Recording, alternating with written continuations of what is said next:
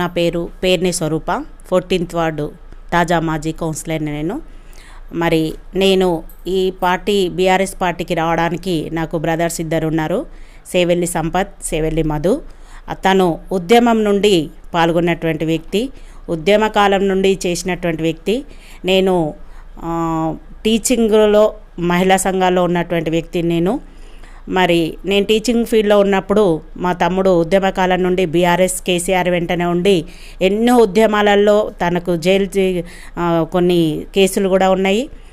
అలాంటి వ్యక్తి ఇప్పటికి కూడా కేసీఆర్ అంటే తన ప్రాణంతో సమానంగా చూసుకున్నటువంటి వ్యక్తి సేవెల్లి సంపత్, కొమ్రవెల్లి మాజీ chairman, సేవెల్లి Madhu market director.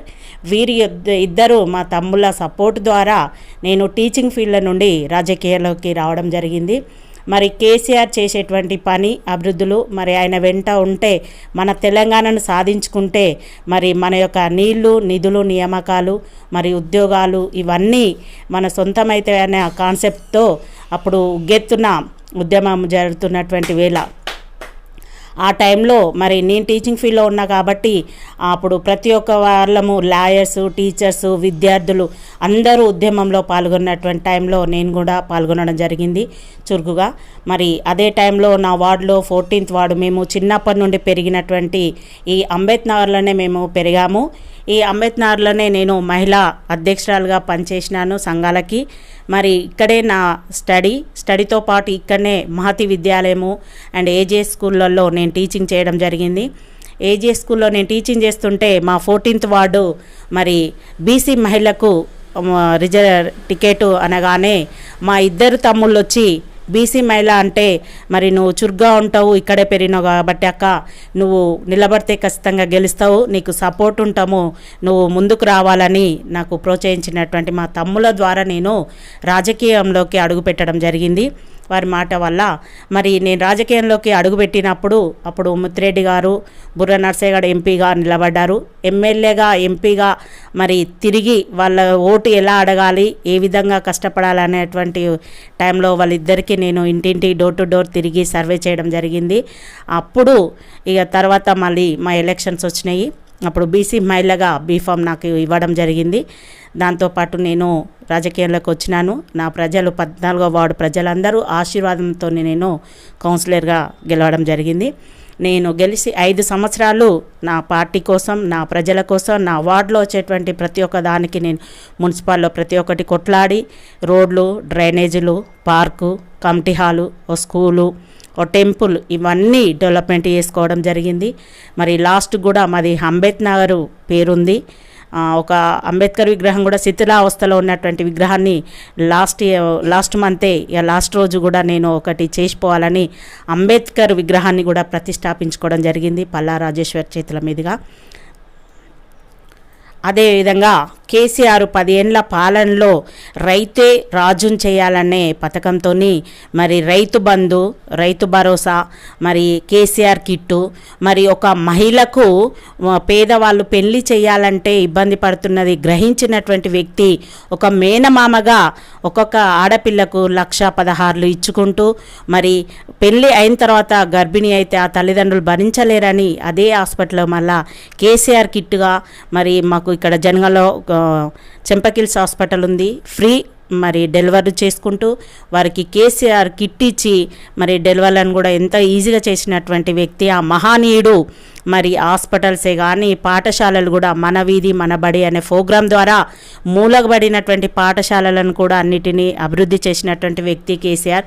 KCR అంటేనే ఒక ఉబ్బెత్తున ఉన్నటువంటి వ్యక్తులు, చిన్నపిల్లలు ముసలి వరకు మా పిల్లలేమో మేనమామని, నా వృద్ధులు ఎవరింటికి వెళ్ళినా కూడా నా పెద్ద కొడుకు తన యొక్క పింఛన్ ద్వారానే నేను బ్రతుకుతున్న, కోట్ల ఆస్తి కొడుకులకు ఇచ్చినా కూడా ఎవ్వరూ వాళ్ళని ఆదరించినటువంటి వారు కాదు. వాళ్ళకు వచ్చే 2,000 పింఛన్తోనే వాళ్ళు చాలా హ్యాపీగా జీవిస్తున్నారు. వాళ్ళు కానీ ఎవరు కానీ అసలు కేసీఆర్ ఓడుతాడు, కేసీఆర్ సీఎం కాడు అనేది ఎవ్వరూ ఊహించలే, కలగా ఉన్నది. ఏంటంటే ఎక్కడున్నటువంటి స్థానిక ఎమ్మెల్యేల మీద వ్యతిరేకతోని కొంత ప్రచారంతోని వీళ్ళు ఏదో కొల్లిబల్లి 6 గ్యారెంటీలని ఏదో చెప్పడం ద్వారా బొర్లాపడ్డారు ప్రజలు. కానీ అసలు కేసీఆర్కి సీఎంగా పోతాడని ఎవరు అనుకోలేదు. ఇప్పుడు అసలు కేసీఆర్ ఎందుకు పోయినా అని కొంతమంది ఏడ్చి హార్ట్ అటాకులతో అదైనటువంటి వాళ్ళు కూడా ఉన్నారు. కాబట్టి ఈ రజతోత్సవం అనగానే ఈరోజు మేము స్టిక్కర్స్ పెట్టమని మాకు ఇస్తే ఒక్కొక్కింటి స్టిక్కర్స్ ఏనిస్తారో లేదో, మరి అధికార పార్టీ ఒకటి మాది ఏనిస్తారో లేదో అని మేము భయపడ్డాము. ఇంకా మమ్మల్ని పిలుస్తున్నారు, నా ఇంటికి ఎందుకు వెళ్ళలేదు, ఇటేయి అటే అని 4 స్టిక్కర్లు ఎంచుకోండు. మా దేవుడు మళ్ళీ ఆయన్నే రావాలి. ఒక 16 నెలలకే ఇంత వ్యతిరేకత వచ్చినటువంటి సీఎంని అయితే మేము జీవితంలో చూడలేదు. మరి ఇన్ని పథకాలు తెచ్చినటువంటి ఆ మహనీయుడుది ప్రతి ఒక్క పథకం జీరో చేసేసిండ్రు. ఓ మహిళకు బస్సు అని ఫ్రీ అని పెట్టి అందులో కొట్లాట తన్నుకుని గుద్దుకునుడే ఉన్నది. ఇప్పుడు కేసీఆర్ కిట్టు లేదు, కళ్యాణ లక్ష్మికి మరి పెద్ద పోజు వేయండు. 1,16,000తో పాటు తులం బంగారం అన్నాడు, తుల బంగారం లేదు. ఆ 1,16,000 ఇవ్వడానికి కూడా సతమతమవుతుండు. ఇలా రైతు బంధు ఎన్ని ఎకరాలు ఉన్నా ఈజీగా ఇచ్చినటువంటి ఆ దేవుడు మహానుభావుడికి ఈరోజు 5 ఎకరాలు 6 ఎకరాలకి వేయడానికి కూడా తన వల్ల అయితలేదు. రైతు బంధు లేదు, రైతు భరోసా లేదు, ఆ రియల్ ఎస్టేట్ పడిపోయింది, మొత్తం జీరో.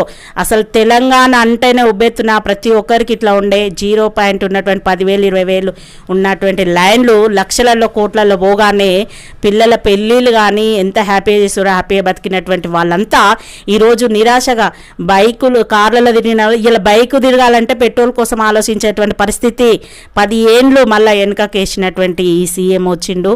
కాబట్టి మళ్ళీ ఈ రజతోత్సవంతో మళ్ళీ మా దేవుడు సీఎంఏ రావాలి, మా తెలంగాణ అభివృద్ధి చెందాలి, మహిళలకు వృద్ధులకు యువతకు అందరికీ ఉవ్వెత్తున ఆశతో చూస్తున్నారు. తనే మళ్ళీ సీఎం కావాలని కోరుకుంటున్నాం. ఈ రజతోత్సవంతోనే వాళ్ళ గుండెలలో పరుగులు ఎత్తిస్తాము, మళ్ళీ మా సీఎం గారినే చేసుకుంటాము. మా జనగామ నియోజకవర్గం ప్రజలందరం మేల్కొని మరి సీఎం కేసీఆర్ వెంటనే ఉంటామనేటువంటి నేపథ్యంలో మా జనగామ నియోజకవర్గం వాళ్ళు కంపల్సరీ టీఆర్ఎస్ బీఆర్ఎస్ అభ్యర్థి అయిన మా పల్లా రాజేశ్వరరెడ్డి గారిని భుజం మీద వేసుకొని ఒక్కొక్క ఇంటికి వెళ్ళి తనను గెలిపించుకున్నాము.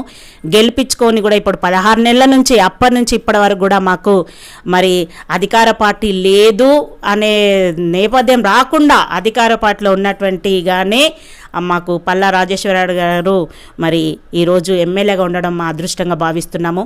వైద్య విద్య మరి ప్రతి ఒక్క కార్యకర్తను తన కడుపులో పెట్టుకొని ప్రతి ఒక్క గ్రామాన్ని ప్రతి ఒక్క వార్డును నాదిగా మరి అహర్నిశలు కష్టపడుతూ 24 అవర్స్ మరి జనగామ నియోజకవర్గం కోసమే తాను కృషి చేస్తున్నాడు. అలాంటి వ్యక్తి రావడం కూడా మేము గర్వంగా ఫీల్ అవుతున్నాము. తన వెంటే ఉంటాము. కంపల్సరీగా పల్లా సారు మాకు చాలా బాగా చేస్తుండో జనగామ నియోజక ప్రజలందరికీ పేదవారికి అసలు తను వచ్చి అన్న మాట నిలబెట్టుకుంటో లేదో అనుకున్నాం. కానీ ఈరోజు జనగామ వాళ్ళందరినీ వైద్యంలో విద్యలో చాలా సపోర్ట్ ఇస్తున్నారు. ప్రతి ఒక్కరు కూడా తన హాస్పిటల్కి వెళ్ళే వాళ్ళు ఎలాంటి ట్రీట్మెంట్ అయినా ఫ్రీగా చేసేటువంటి వ్యక్తి. తను ఒక దేవుడిగా భావిస్తున్నారు. ఈరోజు కావాల్సింది వైద్య విద్య 2. మరి తను 24 గంటలు ఇక్కడే ఉంటాడు, మీకు ఏం కావాలన్నా నా దగ్గరికి రాండి నేనున్నా అని సహకారం ఉంటుంది. తను లేకున్నా ఆఫీస్లో ఎప్పటికో పెడతాడు, ఫోన్లు చేసినా రెస్పాన్సిబిలిటీ అవుతాడు. అట్లయినా కూడా ఈరోజు సీఎం ఫండ్లే కానీ కళ్యాణ లక్ష్మే కానీ తను ఎంతవరకు చేయాలనో అంతవరకు తీసుకొస్తున్నాడు. కంపల్సరీ ప్రభుత్వంతో కొట్లాడే వ్యక్తి. అసెంబ్లీలో కూడా జనగామ అంటే ఉర్లు ఊహించిండు. మా జనగామలో మరి సిటీ స్కానింగ్ లేక ఒక 5 సంవత్సరాల నుండి పేద ప్రజలందరూ బయట చేసుకున్నటువంటి వ్యక్తులు అసెంబ్లీలో సార్ చెప్పిన 3 రోజులకే మా జనగామకు సిటీ స్కానింగ్ వచ్చింది. అంటే తను సాధించేటువంటి వ్యక్తి, కృషి చేసేటువంటి వ్యక్తి, అంత గొప్ప నాయకుడు మా జనగామకు రావడం మేమందరము హ్యాపీగా ఫీల్ అవుతున్నాము. తను చేస్తాడు. అధికార పార్టీ ఉన్నట్టుగానే మేము ముందుకెళ్తున్నాం. మా కార్యకర్తలు కానీ అందరం కానీ చాలా హ్యాపీగా ఉన్నాం, బలంగా ఉన్నాం. Thank you. ఓకే మేడం, మరి ఇప్పుడున్న ప్రభుత్వం కేసీఆర్ మొత్తం ఒక 7-8 లక్షల కోట్లు అప్పు చేసిపోయిండు. మొత్తం రాష్ట్రాన్ని బంగారు తెలంగాణ మేము ఇస్తే దీన్ని అప్పుల తెలంగాణ చేసిపోయిండు, ఫామ్ హౌస్కే పరిమితం అయిపోయిండు అని చెప్పి విమర్శిస్తున్నారు కదా, దీని మీద మీ కామెంట్ ఏంటి? అప్పులు చేసిపోయిండు అనేది ఒకటే మాట వస్తుంది కానీ అభివృద్ధి ఎంతవరకు చేసిరో అది గ్రహిస్తలేరు. ఒకసారి గ్రామాలలో పట్టణాలలో వార్డులకు వెళితే గురుకుల్ పాఠశాలలు మన పాఠశాలలు ఎస్సీ ఎస్టీ పాఠశాలలు ఇవన్నిటిని ఒక్కసారి నెమరు వేసి చూసుకోమనండి. ఎందుకంటే ఎక్కడికైనా రైతు వేదికలు, కాళేశ్వరం ప్రాజెక్టులు, మల్లన్న సాగర్ ప్రాజెక్టులు, ఇవన్నీ ప్రాజెక్టులు కట్టి ఎక్కడో ఉన్నటువంటి నీటిని ఈరోజు గల్లీ గల్లీకి ఇంటింటికి నల్ల ద్వారా బిందెలు పట్టుకొని ఎక్కడికో వెళ్ళి తెచ్చుకున్నటువంటి ప్రజలు ఇవాళ ఇండ్ల ముందు నల్ల తిప్పుకుంటే నీళ్ళు వచ్చినాయి. అది చిన్న పనేం కాదుగా, మిషన్ భగీరథ ద్వారా. మరి ఇంత పెద్ద ప్రాజెక్టులు చేసి దేవాలయాలు ఇవాళ యాదగిరిగుట్టను చూడండి వెళ్ళి ఎంత డెవలప్మెంట్. ప్రతి ఒక్క దేవాలయాలు ప్రాచీన రాజులు కట్టించి వదిలిపెట్టినటువంటి దేవాలయాలను అభివృద్ధి చేసిండు. పాఠశాలలను, గురుకులాలను, ఎస్టీ మరియు మైనార్టీలను మరి విద్యార్థుల ముందుకు తేవాలని గురుకులాలు పెట్టి వారికి సన్న బియ్యంతో మంచి భోజన వసతులు కల్పించినటువంటి ఆ మహనీయుడు ఈరోజు నువ్వు ఎందుకు పెట్టలేకపోతున్నావు? పురుగుల అన్నం ఎందుకు పెడుతున్నావు? పిల్లలు ఎందుకు అస్వస్థకు గురవుతున్నారు? అదే కేసీఆర్ కిట్ ఇవ్వు, అవే ఇవ్వు, అదే రైతు బంధు ఇవ్వు, అప్పుడు నీకు తెలుస్తుంది. అప్పు ఒకటి చూస్తున్నావు, డెవలప్మెంట్ ఎందుకు చూడుస్తావు? మరి తను చేసింది నువ్వు ఎందుకు చేయలేకపోతున్నావు? అవి చేసి చూపించాలి కదా. అప్పులు ఏ విధంగా అయినాయి? తన కుటుంబానికి వాడకుండా తనకు వాడుకున్నాడా? తనకు ఇంతవరకు ఇండ్లు అంటూ లేదు. తను పాతది ఏదైతే 20,000 కట్టుకున్నా అదే ఫామ్ హౌస్కి వెళ్ళాడు.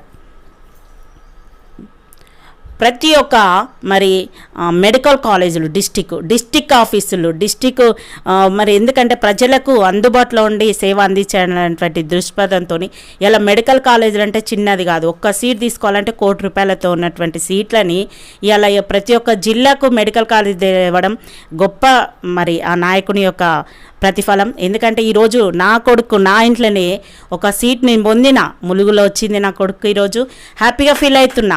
అంటే ఇలా నేను ₹1,00,00,000 పెట్టి నేను డాక్టర్ చేయలేకపోతున్నా. బయటికి వెళ్ళినా నాకు 5 కోట్లు 6 కోట్లు అన్నారు. నా కొడుకు గోల్ ఎట్లా అని అంటే నాలాంటి పేరెంట్స్ ఎంతమంది ఈరోజు హ్యాపీగా ఫీల్ అవుతుండ్రో. మన తెలంగాణ ప్రాంతంలో సీట్లు కొట్టి కోట్ల ఆస్తి సంపాదించుకుంటున్నటువంటి ఇన్ని డెవలప్మెంట్ చూడండి, డెవలప్మెంట్స్ చేసి మాట్లాడండి. డెవలప్మెంట్ నువ్వు 16 నెలలు అవుతుంది, 16 నెలల్లో ఏం చేసినావు?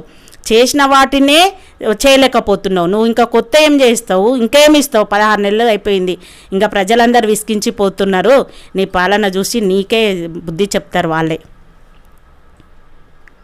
రేపు జరిగే రజతోత్సవంలో మరి కేసీఆర్ టైగర్ సింహం లెక్క బయటకు వస్తున్నాడు. ప్రతి ఒక్క ప్రజలు కూడా గుండెలో అతుకునేటట్టు ఎప్పుడు వస్తాడా దేవుడు అని చూస్తున్నారు. ఖచ్చితంగా ఈ రజతోత్సవంతోనే మళ్ళీ మా కేసీఆరే సీఎం అవుతాడు. మీ అందరి గుండెలో పరుగులెత్తిస్తాడు. ప్రజలకు మార్పు అంటే ఏందో అర్థమైపోయింది. ఈ మార్పుతోనే మళ్ళీ కేసీఆరే బయటకు వస్తారు. రేపు రజతోత్సవంలో తను మాట్లాడే ఒక్కొక్క మాటకి ప్రజలందరూ హ్యాపీగా ఫీల్ అయ్యి మళ్ళీ ప్రజలు అందరూ కేసీఆర్ గారినే సీఎంగా వేసుకుంటారు, తన గద్దెకి ఎక్కించుకుంటారు. ఖచ్చితంగా తన పరిపాలనతో మళ్ళీ తెలంగాణ అభివృద్ధి చెందించుకుంటామని అందరము ఆశిస్తున్నాము. Thank you.